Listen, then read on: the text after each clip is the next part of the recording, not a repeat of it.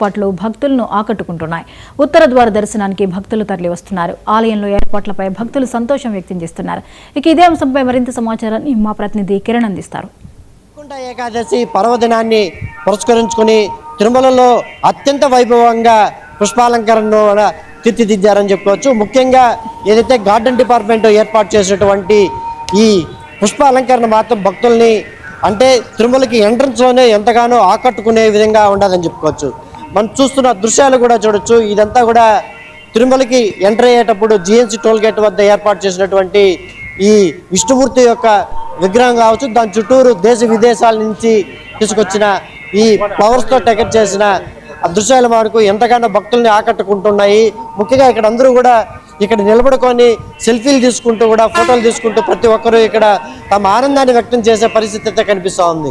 చాలా వరకు కూడా దృశ్యాలు చూడొచ్చు. చుట్టూరు అంటే ఎంత అద్భుతంగా ఈ కూడలి వద్ద గరుడా కూడలి అంటారు, ఇది జిఎన్సి టోల్ గేట్ వద్ద ఈ కూడలి వద్ద పూర్తి స్థాయిలో అంటే పసుపు పచ్చగా అంటే ఎంత అద్భుతంగా అంటే మన తెలుగుతనం ఉట్టిపడే విధంగా కూడా ఈ పసుపు పచ్చగా ఏర్పాటు చేసినటువంటి పుష్పాలతో డెకరేషన్ చేసిన ఈ దృశ్యాలను చూసేందుకు అద్భుతంగా ఉన్నాయి. మరోపక్క ఇక్కడ చూడొచ్చు, ఏదైతే ఎంట్రన్స్లో వెంకటేశ్వర స్వామి, అలివేలు మంగమ్మ, భూదేవి, శ్రీదేవి సమేత ఇద్దరు అమ్మవారు ఇక్కడ పూర్తి స్థాయిలో ఇక్కడ ఏర్పాటు చేసిన ఈ విగ్రహాలు కూడా ఎంత ఆకట్టుకుంటానని చెప్పుకోవచ్చు. ముఖ్యంగా చూడొచ్చు మనం ఎంత అద్భుతంగా తీర్చిదిద్దారో. ఎందుకంటే స్వాగత ద్వారం వద్ద ఏర్పాటు చేసినటువంటి ఈ దృశ్యాలు భక్తులను ఎంతగానో ఆకట్టుకుంటానని చెప్పి మనతో పాటు కొంతమంది భక్తులు కూడా ఉన్నారు. వాళ్ళని అడిగి మరిన్ని విషయాలు తెలుసుకుందాం.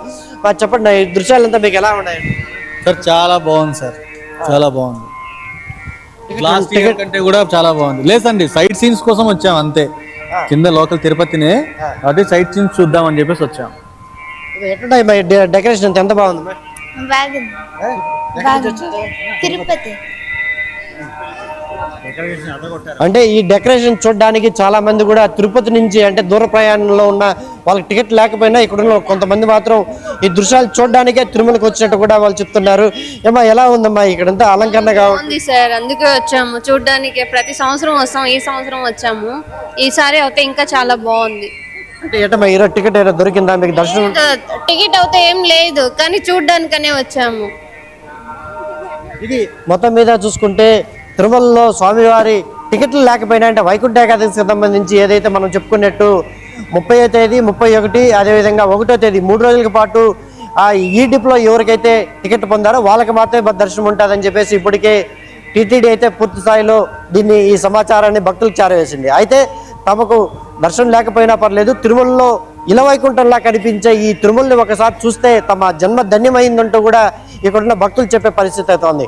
అదేవిధంగా టీటీడీ అధికారులు కూడా అంటే తిరుమల ఎంట్రన్స్లో స్వాగతం పలుకుతూ కూడా ఇక్కడ చేసిన డెకరేషన్ కావచ్చు, అదేవిధంగా ఆలయం ముందర ఉన్న నమూనా ఆలయం కూడా పూర్తి స్థాయిలో భక్తుల్ని ఎంతగానో ఆకట్టుకుంటా ఉండదని చెప్పేసి ఇక్కడున్న భక్తులు